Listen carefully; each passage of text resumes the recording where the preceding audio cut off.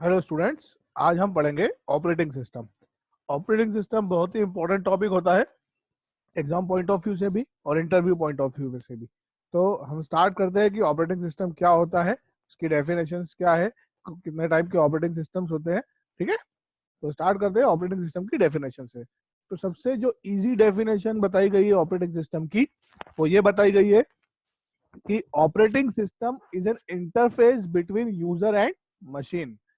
कि operating system जो है माध्यम है यूजर और मशीन के बीच में। मतलब अगर आपको मशीन पे कोई इंस्ट्रक्शन देना है यूजर को, तो उसको इंस्ट्रक्शन देने के लिए ऑपरेटिंग सिस्टम का होना जरूरी है। मतलब हम डायरेक्टली, जो भी यूजर है, मशीन से डायरेक्टली इंटरेक्ट नहीं कर सकते। मतलब आपको कोई इंस्ट्रक्शन देना है तो आप डायरेक्टली मशीन पे इंस्ट्रक्शन नहीं दे सकते। वो इंस्ट्रक्शन आप ऑपरेटिंग सिस्टम को दोगे और ऑपरेटिंग सिस्टम फिर मशीन को देगा। तो यही डेफिनेशन है कि ऑपरेटिंग सिस्टम और यूजर और मशीन के बीच में इंटरफेस का काम करता है। ठीक है, ऑपरेटिंग सिस्टम का काम क्या होता है? वो जितने भी सॉफ्टवेयर हम सिस्टम पे इंस्टॉल करते हैं उनको भी मैनेज करता है, और उसके साथ जो हार्डवेयर हमारे कंप्यूटर के साथ लगे होते हैं उनको भी मैनेज करता है। मतलब जैसे जो भी सॉफ्टवेयर इंस्टॉल होगा वो सब हमारे ऑपरेटिंग सिस्टम पे ही होंगे। इसके अलावा जितने हार्डवेयर मशीन्स लगी, जैसे प्रिंटर लगा हुआ है, तो ये सब इंस्ट्रक्शन किसके थ्रू लेंगे? ऑपरेटिंग सिस्टम के थ्रू ही लेंगे। ठीक है, तो आपको यहाँ चीज समझ में आई होगी कि ऑपरेटिंग सिस्टम क्या है। एक बहुत ही इंपॉर्टेंट पार्ट होता है। बिना ऑपरेटिंग सिस्टम के हम कंप्यूटर को एग्जीक्यूट नहीं कर सकते। तो कंप्यूटर पे सभी चलने वाले प्रोग्राम को चलाने का जो कार्य होता है, मैनेज करने का जो कार्य होता है, वो ऑपरेटिंग सिस्टम का होता है। ठीक है, आगे बढ़ते हैं। बेसिकली ऑपरेटिंग सिस्टम एक ऐसा सॉफ्टवेयर होता है जो कि बहुत सारे काम करता है। जैसे कि फाइल मैनेजमेंट करता है, प्रोसेस मैनेजमेंट करता है, मेमोरी मैनेजमेंट करता है, और सिक्योरिटी वगैरह। ये सभी जितने भी बुनियादी काम होते हैं वो सभी ऑपरेटिंग सिस्टम का ही टास्क होता है। मतलब जितने भी जैसे काम होते हैं, जैसे प्रोसेस मैनेजमेंट, मतलब कौन सी प्रोसेस कब एग्जीक्यूट होगी, किसको पहले एग्जीक्यूट करना है, किसको बाद में एग्जीक्यूट करना है, ये जो काम होता है ऑपरेटिंग सिस्टम का होता है। ठीक है, एग्जांपल देता हूँ। जैसे आप सभी लोग फोन चलाते हैं, ठीक है, फोन चला रहे हैं, ठीक है, तो फोन के अंदर एंड्रॉइड ऑपरेटिंग सिस्टम होता है। हम लोग मान लीजिए गेम खेल रहे हैं, ठीक है, और उसी समय अगर कॉल आ जाएगा तो गेम थोड़ी देर के लिए रुक जाएगा, और हमारा कॉल की जो प्रोसेस है वो ऊपर आएगी, क्योंकि इसमें उसकी प्रायोरिटी किसकी ज्यादा है, उस प्रोसेस को वो ऑपरेटिंग सिस्टम पहले एग्जीक्यूट करता है। फिर फाइल मैनेजमेंट, कैसे, कौन सी फाइल कहाँ सेव होगी, कैसे एग्जीक्यूट होगा, उसको मतलब सेव किया जाएगा, पूरा जो फाइल का मैनेजमेंट होता है वो भी ऑपरेटिंग सिस्टम ही करता है। मेमोरी मैनेजमेंट, किस सॉफ्टवेयर को कितनी मेमोरी एग्जिक लग रही है, उसको कैसे मेमोरी मिले टाइम पे, एग्जीक्यूशन के टाइम पे, ये सब चीजें आपकी ऑपरेटिंग सिस्टम देखता है। इसके अलावा सिक्योरिटी, आपका सिस्टम सिक्योर है कि नहीं, मतलब जितने भी चीजें चेकिंग, सिक्योरिटी चेकिंग, ये सब चीजें भी ऑपरेटिंग सिस्टम ही देखता है। अब ये जो मैंने आपको बताया कि ये कुछ महत्वपूर्ण कार्य है जो कि ऑपरेटिंग सिस्टम करता है। Memory management, process management, device management, file management, security, control over system performance, और coordination between software and user. मैंने आपको यहाँ मेमोरी मैनेजमेंट समझा दिया था, प्रोसेस मैनेजमेंट समझा चुका हूँ। डिवाइस मैनेजमेंट, कौन से डिवाइस को कैसे एग्जीक्यूट करना है, उसको कैसे इंस्ट्रक्शन देना है, ये भी ऑपरेटिंग सिस्टम करता है। सिस्टम की सिक्योरिटी की कोई वायरस वगैरह तो नहीं है, इनको भी यूजर को नोटिफाई करना, ये भी ऑपरेटिंग सिस्टम का ही काम है। सिस्टम का परफॉर्मेंस, सीपीयू का परफॉर्मेंस हमको बताता है कि कितना सीपीयू परफॉर्म कर रहा है, कौन सी प्रोसेस कितना सीपीयू को एग्जीक्यूट कर रही है, ये भी हमें ऑपरेटिंग सिस्टम से पता चलता है। और बाकी सॉफ्टवेयर और यूजर के बीच में कोऑर्डिनेशन का काम भी ऑपरेटिंग सिस्टम से ही होता है। ठीक है, तो मुझे समझ लगता है कि आपको समझ में आया होगा कि ऑपरेटिंग सिस्टम बहुत ही इंपॉर्टेंट पार्ट होता है कंप्यूटर का। इतने सारे काम करता है कि memory, process, file management, device management, security देखना, सिस्टम का परफॉर्मेंस देखना, ये सभी ऑपरेटिंग सिस्टम का ही कार्य होता है। ठीक है, फिर अब ऑपरेटिंग सिस्टम के प्रकार, अलग अलग टाइप के ऑपरेटिंग सिस्टम होते हैं। आज हम कुछ टाइप के ऑपरेटिंग सिस्टम देखेंगे। इसमें पहला हम जो देख रहे हैं वो है single user operating system. Single user operating system ऐसे ऑपरेटिंग सिस्टम होते हैं जिसमें एक समय में एक यूजर ही उस कंप्यूटर सिस्टम को एग्जीक्यूट कर सकता है। ठीक है, मतलब अगर उस कंप्यूटर पे अगर उसमें डेटा शेयरिंग नहीं हो पाती है, मतलब जैसे आज के हम जो कंप्यूटर सिस्टम होते हैं जिसमें हम एक समय में एक से अधिक यूजर उसको यूज कर सकते हैं, तो मगर जो सिंगल यूजर ऑपरेटिंग सिस्टम थे उसमें एक समय में एक व्यक्ति ही उसको यूज कर सकता था। ठीक है, single user tasking operating system only one user is permitted to perform single task at a time। मतलब single user single tasking operating system में एक यूजर को ही अलाउ होता था कि वो अपना टास्क परफॉर्म कर सके। एमएस डॉस इसका एग्जांपल है जो कि सिंगल यूजर ऑपरेटिंग सिस्टम होता था, मतलब जिसमें हम एक यूजर ही एक समय में कार्य कर सकता था। ठीक है, फिर बात करते हैं मल्टी यूजर ऑपरेटिंग सिस्टम की। Multi user operating system allow to multiple user for accessing the single machine at a same time.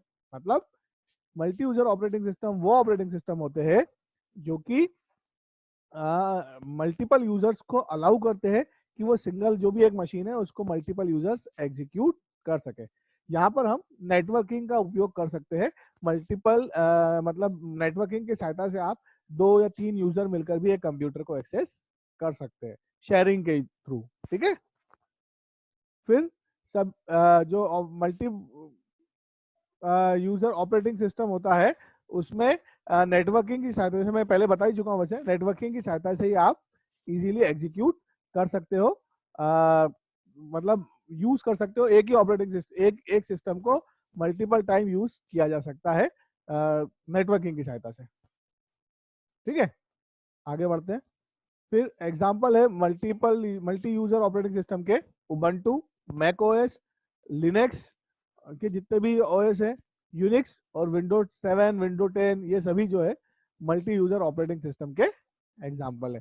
इसमें क्या होता है, आप डेटा शेयरिंग कर सकते हो, और जितने भी हम डेटा शेयरिंग करते हैं या जैसे आप लोग अब कहीं ऑफिस में जाते हैं तो सारे कंप्यूटर आपस में कनेक्टेड होते हैं। कॉलेजेस में देखते हैं कंप्यूटर, लैब में देखते हैं सारे कंप्यूटर आपस में कनेक्टेड होते हैं और किसी भी कंप्यूटर से किसी डेटा को यूज किया जा सकता है क्योंकि उनमें शेयरिंग की परमिशन होती है, इसलिए वो सब मल्टी यूजर ऑपरेटिंग सिस्टम कहलाते हैं। ठीक है, अगला है real time operating system. Real time operating system को हम आरटीओएस भी कहते हैं। ठीक है, ये क्या करता है बेसिकली, जो टास्क होते हैं उनको बहुत तेजी से स्विच करता है, मतलब स्विचेस करता है। तो जैसे एक समय में पूरा एक एक टास्क परफॉर्म नहीं करता है, थोड़ा समय एक कंप्यूटर को दिया, एक एक प्रोसेस को दिया, फिर दूसरे को प्रोसेस को थोड़ा सा समय दिया, तो ये इतनी तेजी से करता है कि हमको लगता है कि एक समय में एक से ज्यादा प्रोसेस एग्जीक्यूट हो रही है, मगर एक्चुअल में क्या होता है, एक समय में वो एक ही प्रोसेस को एग्जीक्यूट करता है, मगर वो इतनी तेजी से स्विचिंग करता है प्रोसेस के बीच में कि सारी प्रोसेस साइमल्टेनियसली एग्जीक्यूट होती हुई प्रतीत होती है। ठीक है, क्लियर है। मतलब रियल टाइम ऑपरेटिंग सिस्टम क्या करता है कि एक समय में वो करता तो एग्जीक्यूट एक ही प्रोसेस को है, मगर वो इतनी तेजी से एग्जीक्यूट करता है कि हमको लगता है कि वो मल्टीपल प्रोसेस को एग्जीक्यूट कर रहा है। ठीक है, फिर time sharing operating system.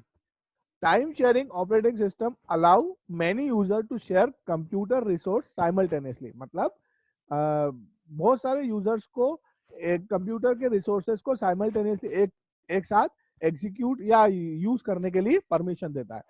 In other word, time sharing refer to the allocation of computer resource in a time slot to several program simultaneously.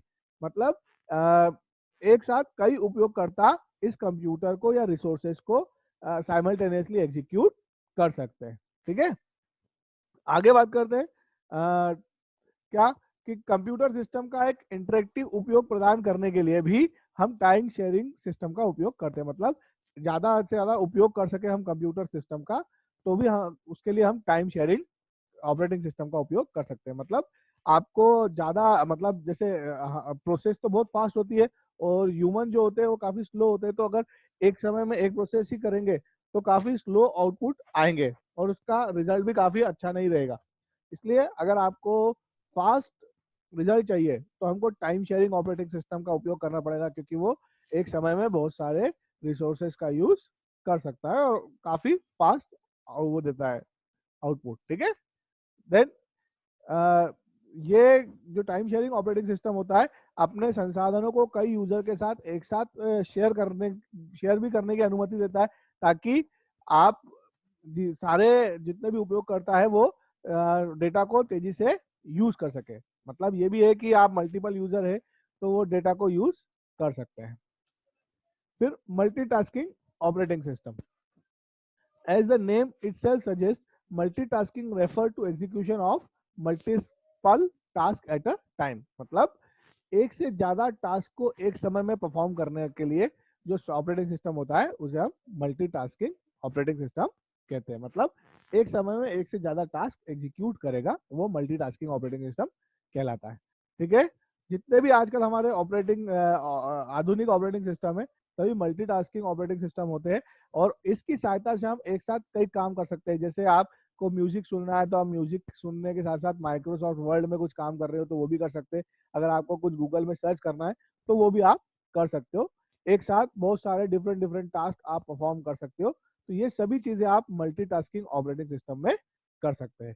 ठीक है, तो मुझे उम्मीद है कि आपको ये ऑपरेटिंग सिस्टम क्या होते हैं और कितने टाइप के ऑपरेटिंग सिस्टम मैंने जो आपको बताया ये आपको सबको समझ में आए होंगे। अगले जो मैं आपको वीडियो बना के दूंगा उसमें और भी ऑपरेटिंग सिस्टम से रिलेटेड बातें होगी, किस तरह के ऑपरेटिंग सिस्टम की वर्किंग कैसी होती है। ठीक है, तब तक के लिए धन्यवाद। प्लीज मेरे वीडियो को लाइक शेयर और सब्सक्राइब जरूर कीजिए ताकि आपको इस तरह के वीडियो और मिल सके। Thank you.